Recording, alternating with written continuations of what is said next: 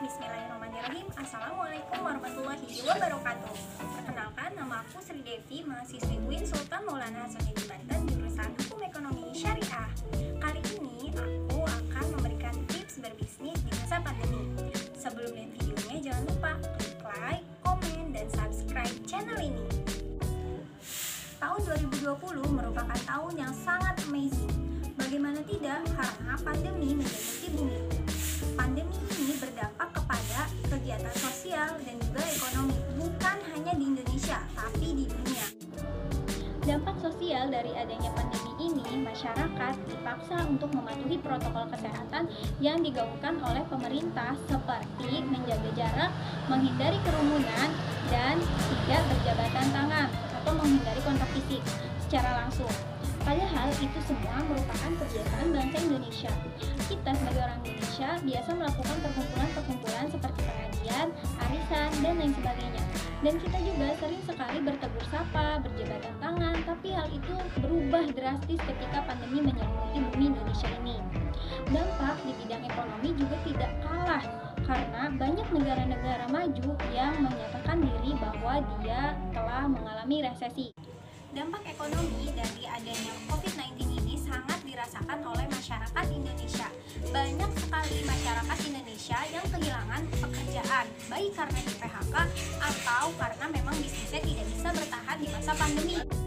Lalu langkah apa yang harus kita ambil agar bisnis kita tetap bersemi di masa pandemi? Tips yang pertama, pastikan bisnis kalian bukan jasa, tapi produk. Jika jasa, jasanya harus Zoomable, yaitu bisa diakses melalui aplikasi Zoom seperti kursus bahasa Arab, kursus bahasa Inggris, dan lain sebagainya. Jika jasa yang kalian tawarkan seperti jasa cukur rambut tidak mungkin dilakukan secara Zoom. Ya memang tidak mungkin, coba dipikir saja bagaimana.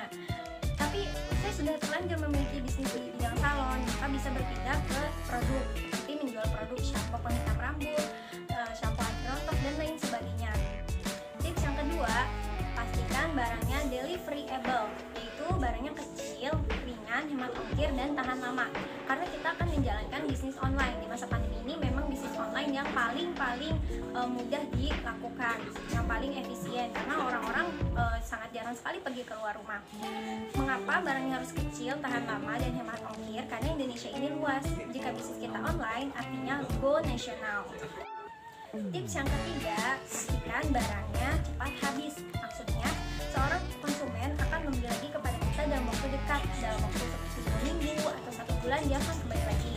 Tips yang selanjutnya, jangan memproduksi barang terlebih dahulu, apalagi jika kalian pembisnis pemula. Mengapa? Karena memproduksi barang memerlukan dana yang cukup besar.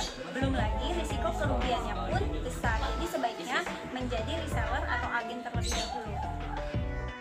Tips selanjutnya, jual kepada penjual, jangan menjual sendirian. Jika kita menjual kepada penjual, kita artinya membantu perekonomian tetangga kita, saudara kita, atau teman-teman kita yang membutuhkan.